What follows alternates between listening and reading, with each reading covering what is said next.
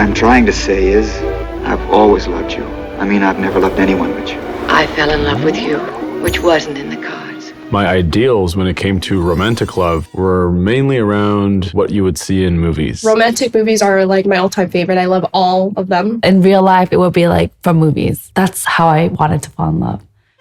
Growing up, I always imagined love to be like the movies. Two people meet, fall in love through some moment of happenstance, have a huge misunderstanding, confess their undying devotion, and a passionate kiss to cue the wedding bells for another cliché happily ever after. What did I perceive as growing up? Fairy tales. I loved reading fairy tales, like Snow White, Cinderella. Cinderella, wash my gloves for tomorrow. Really, Cinderella? Who's Cinderella? She was treated like crap, and she continued to dream that there was something out there for her. Later on, karma came, and she ended up finding her prince, and her dreams came true. But in the end, she finds a man in order to be happy. You know, growing up, you think, oh, I'm going to find my Prince Charming, and that's what love's going to be. But you never get to see what happens after they ride off in the sunset. Like, what's life like after? So what happens when the happily ever after you've always envisioned and dreamed of doesn't turn out how you expected it to be? What happens next? Like, does Snow White go back to being domesticated and meal prepping for her 7 roommates when she realized, hey, you know what? Maybe this happily ever after facade isn't for me. Or how does Sleeping Beauty cope when Prince Philip ghosted her for continuously falling asleep on him? I mean, it wasn't her fault Maleficent's curse came with side effects. Clearly, he didn't accept her for who she truly was. I will search every inch of the kingdom for the owner of this slipper. Everyone was dying to fit into these tiny glass slippers in order to marry some prince. And it's like, no one even knows if he's a good person. Poor Cinderella. For years, Prince Charming treated her like his personal maid. Thankfully, she gained the courage to leave before the tea spilled. Apparently, her prince had been charming every damsel in the kingdom the entire time. Especially when you're a teenager or in your early 20s, you chase after this love because you have an idea in your head, one that you built up yourself through movies, books, stories. You know, as I got older, it doesn't happen like fairy tales. Growing up, the ones I thought was in love, they ended up getting divorced. So you gotta love yourself first. My name's Mia, and welcome to Happily Nearly After, the raw, untold fairy tale of what happens when happily ever after comes to an end. Join me on my humorous, unhinged healing journey after ending a 14-year relationship, stumbling through the uncharted realm of singlehood, a life I haven't lived since I was 16, by the way, and unexpectedly discovering an everlasting love in my 30s.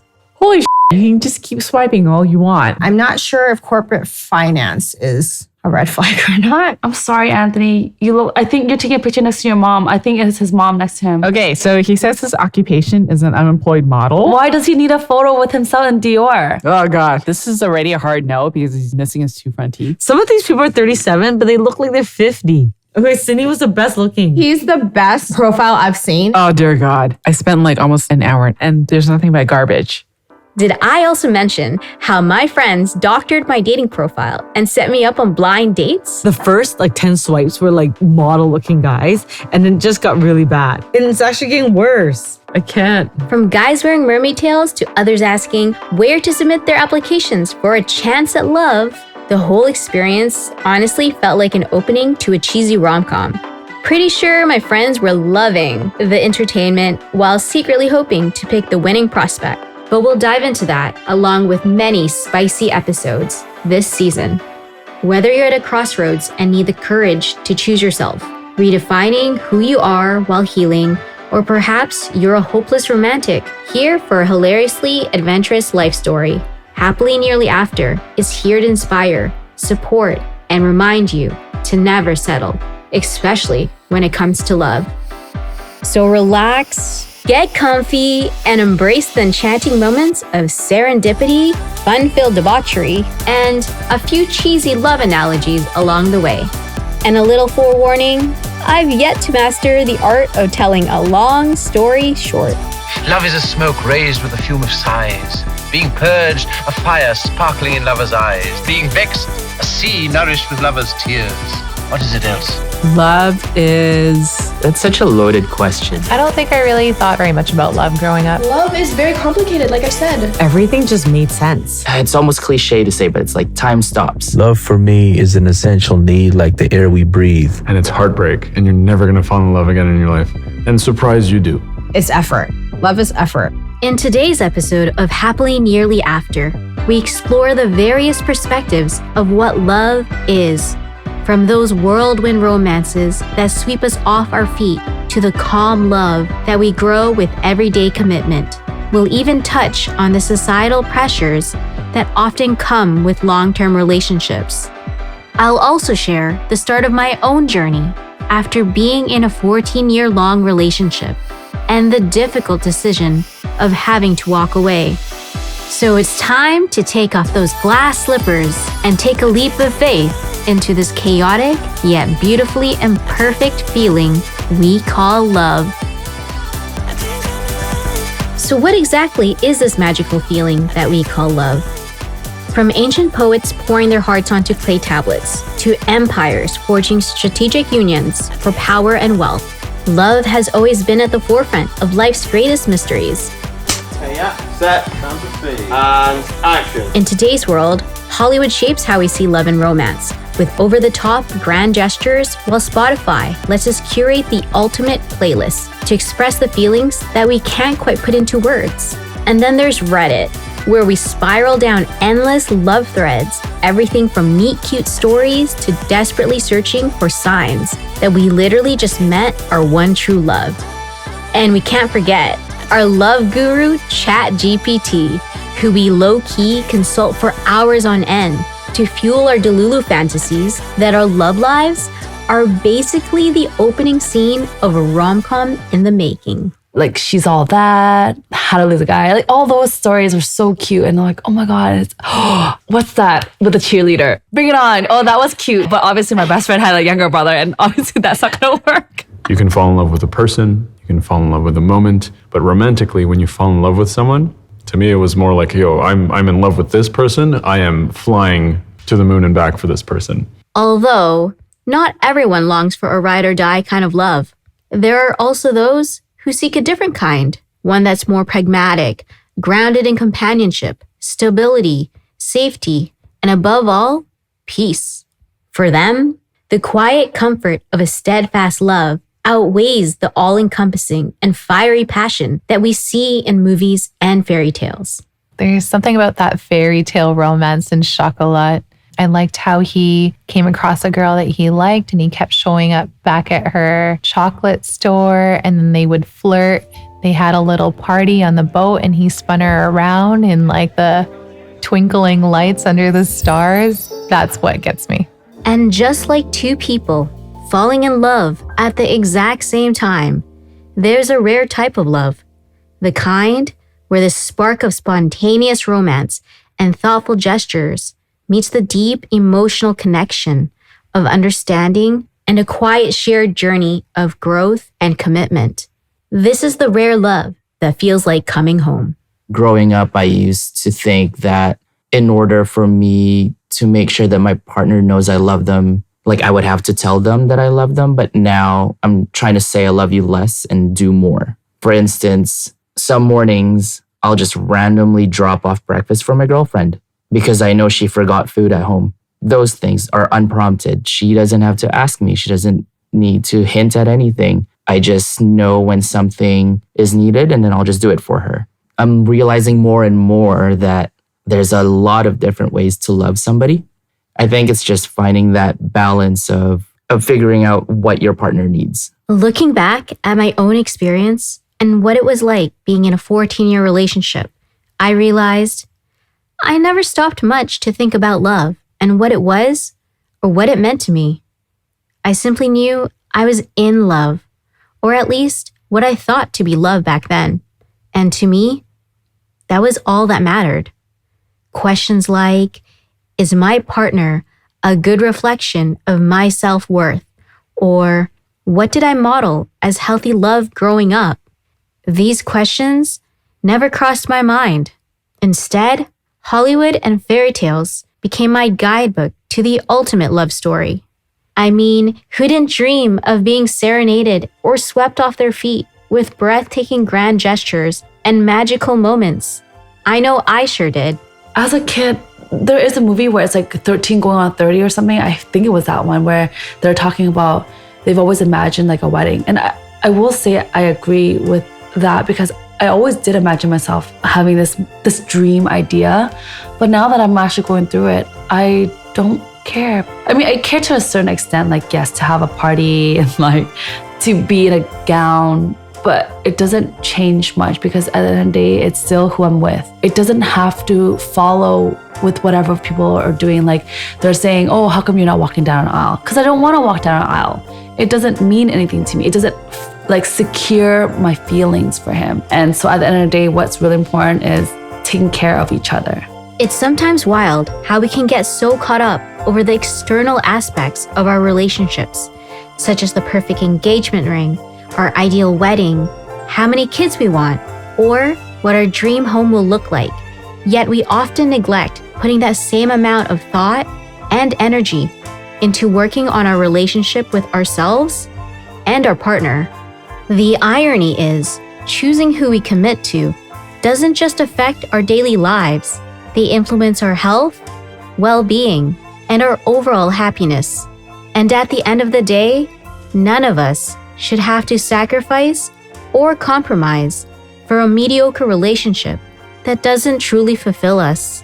For me personally, I just think life is too short.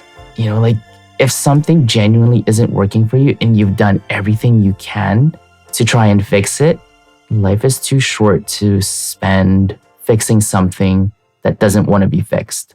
What's even more wild is how some relationships today are treated like class projects. We rush to commit, not because we found the right partner for us, but because we're afraid of being the one who doesn't have one. So we settle for the random Joe Schmo or Jane Doe just to maintain the illusion that we're on the same timeline as everybody else.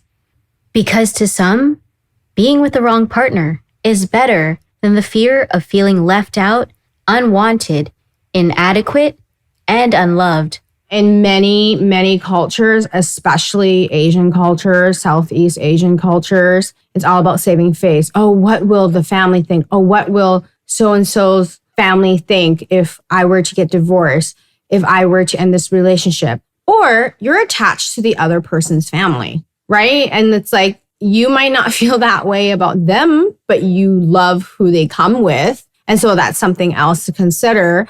Or everyone you know is in a relationship. Can I really be single on my own? Sometimes it's better to tackle a project solo than risk the emotional and mental stress of choosing the wrong partner. You might even find yourself carrying most of the load while they slack off. Not to mention, life's full of surprises. And who knows, someone new might come along and be everything you've been wanting and needing in a partner. Or perhaps you might end up with someone who has realized their last partner wasn't the right fit, and you're exactly who they need to ace this project we call life. So yes, this third love was the unexpected one. It was just so easy. It was just so fun. I didn't think it was going to be serious until a month later. I realized we were texting each other every day and I couldn't stop thinking about her. And now we're 2+ years in and it still feels like that every day. When we commit to someone who doesn't truly fulfill us, we start seeking validation elsewhere, from friends, family, or even strangers to fill the void. A healthy relationship should offer support, growth, and fulfillment. But if we're constantly looking outside the relationship to compensate for what's missing, it could be a sign that something isn't aligning with our needs. So what compels us to settle and rush into the arms of a stranger? I think there's a lot of different reasons for why somebody would settle. Sometimes it's like this emptiness within that you're trying to fulfill with companionship. However, you don't have to settle. You just have to work on yourself. And then you don't need to settle for companionship. Other times it's like external pressures like time, your mom. She sees you as that single problem that needs to be fixed. But these are all external pressures. They're not reasons for you to need to settle. If the timing is not right and you're not desperate enough, let's say I'm hot at 25 and you liked me at 25, right? I still have lots of choices. I don't have to settle for you yet. So I won't give you that much time because I have so many other better people chasing me, right? But now let's just say I'm in my 30s. Okay, he's still there. He's still good.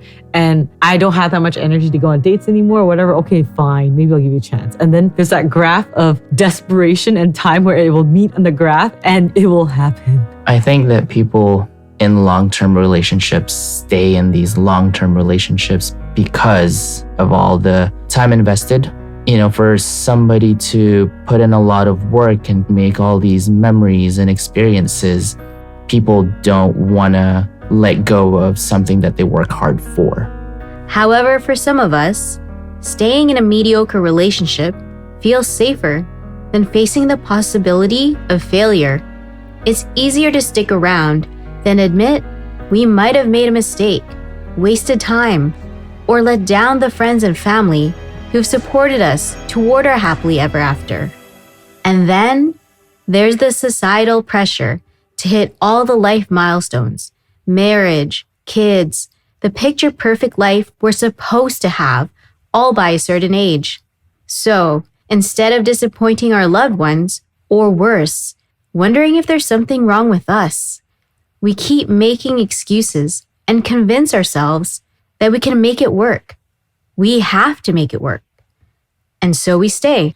We're millennials. We're in our 30s. And to be single in your 30s is like, oh my goodness, where everyone else's questions is, are you married yet? Are you having kids? Oh, you had a kid. When are you going to have another kid?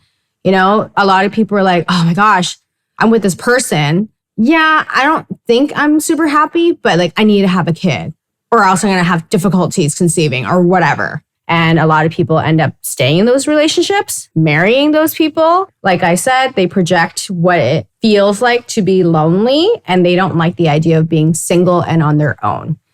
They're scared. And you're probably thinking, who even has time to start over? I hear you. I've been there, especially being in a long-term relationship in your 30s where you're expected to have it all figured out. But if that little voice inside is practically screaming for change, then is holding on to a relationship that no longer serves you really worth it? Living and being in a relationship that isn't working and you're putting all this effort in, pretending it's working, it screws you over as a person, as a partner, and it screws up any potential for growth that you have. And some people, they stay with their season for a long, long time because they think there's nothing better out there. But then they're willing to sacrifice their happiness. It's kind of like being on the same book for years. You know the characters and the plot, but it just doesn't pull you in like it used to. No matter how many times you read it, the story stays the same. Then a new book catches your eye, but you can't dive into it just yet. Not until you finally close the old one. And it's not easy to let go of a story you've known for so long.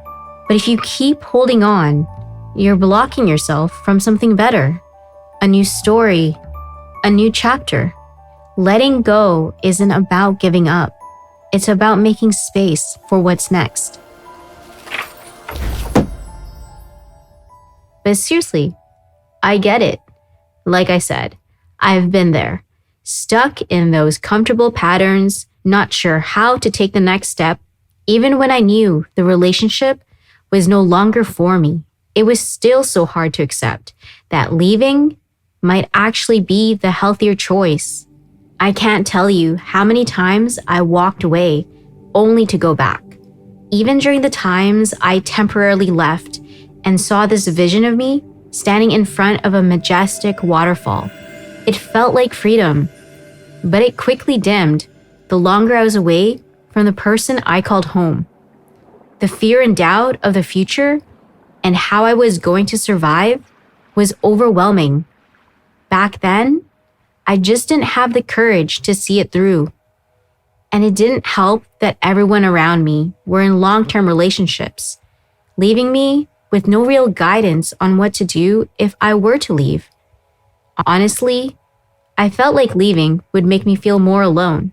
Like there's a lot of growing in your 20s and especially in your early 20s, right? When you're, in college, university, trying to figure out who you are, there's a lot of exploring needed. And by exploring, meeting different friends, meeting different people and dating different people too. That really helps you to figure out, who you are, maybe how you were raised, what you like, what you don't like. So if you've been in a relationship for the entire duration of what I think is supposed to be, your exploration decade, you could be missing out on things.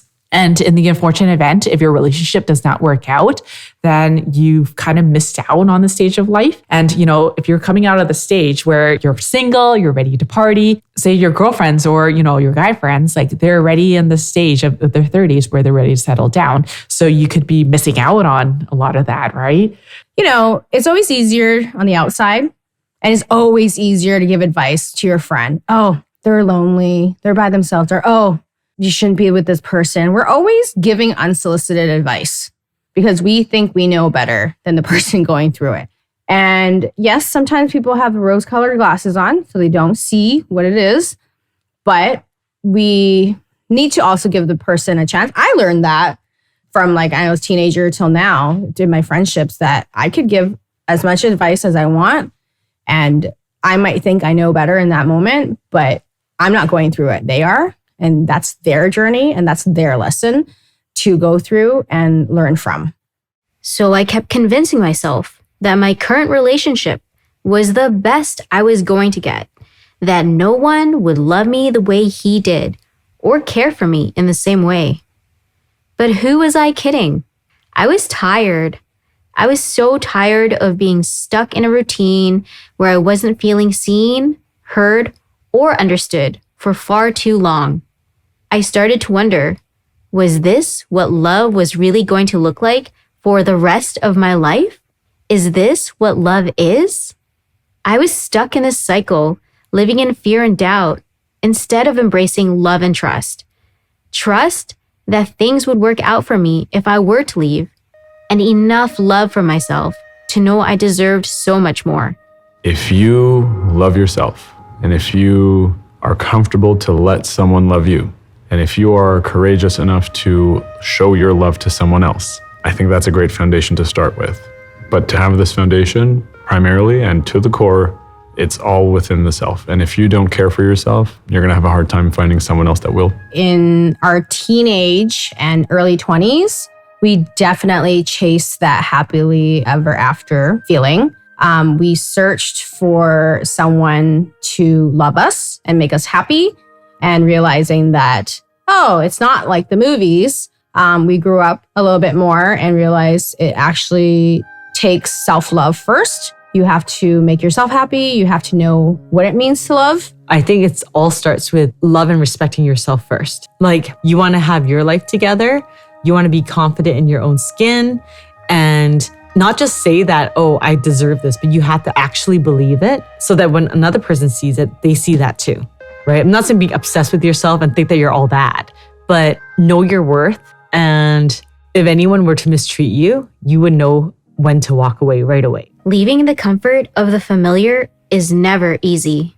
And as cliché as it is, nothing in this life that's worth living is ever going to come easy. You're not going to get everything handed to you on some silver platter without having to do the work and learning the lessons along the way. Your world, it won't magically transform the moment you leave, but leaving will be the hardest and most courageous step you will ever take. It's the moment you choose yourself and trust that something better is waiting on the other side, even if it doesn't show up the way you expect it to.